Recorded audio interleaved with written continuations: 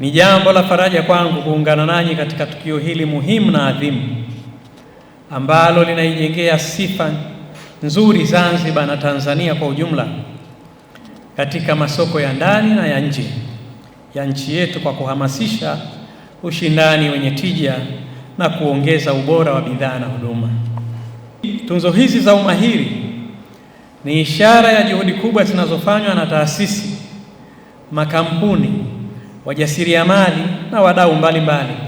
katika kuhakikisha viwango vinazingatiwa katika uzalishaji na utoaji huduma. Ni dhahiri kuwa ubora wa bidhaa na huduma ni msingi muhimu wa kulinda afya na usalama wa wananchi pamoja na kukuza ushindani katika masoko ya ndani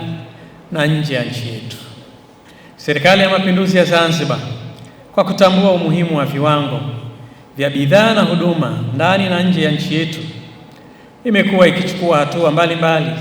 za kuweka mazingira bora ya kuhakikisha ubora wa viwango hapa nchini.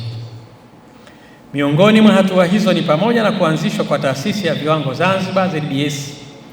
kupitia Sheria ya Viwango ya Zanzibar namba 1 ya mwaka 2011 na kuipa jukumu la kuweka viwango na kuvisimamia, kusimamia ubora wa bidhaa na huduma pamoja na kufanya uchunguzi wa bidhaa na huduma kupitia maabara mbalimbali kwa lengo la kuhakikisha usalama na afya ya mtumiaji. Aidha, hivi karibuni serikali imezindua mfumo jumuishi wa kielektroniki unaojulikana kwa jina la ZBS Viwango. Mfumo huu wa kisasa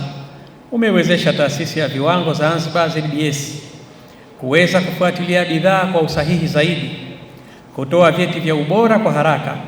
na kuwawezesha wadau wote kupata taarifa kwa njia ya kidijitali. Hatua hii pia imeongeza ufanisi zaidi katika sekta ya viwanda na biashara na hatimaye kuchochea maendeleo ya uchumi wa nchi yetu.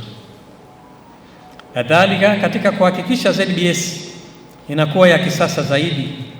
na kuendana na mabadiliko yanayoibuka kila leo, serikali imedhamiria kujenga jengo la kisasa katika eneo la viwanda la Dungazuze ambalo litakuwa na maabara 20 za kutolea huduma mbalimbali na litakuwa la kwanza kwa ukanda wa Afrika Mashariki katika utoaji huduma. Kwa sasa hatua ya ujenzi huo umefikia katika ukamilishaji wa michoro na baadaye kutafuta mkandarasi kwa hatua za ujenzi. Vile vile kwa upande wa Pemba, serikali imepanga kujenga maabara ya kisasa na jengo la utawala katika eneo la viwanda cha Manangwe ambapo tayari hatua za kutayarisha michoro zimekamilika na hatua inayofuata sasa ni kutafuta mkandarasi ili kuanza ujenzi huu.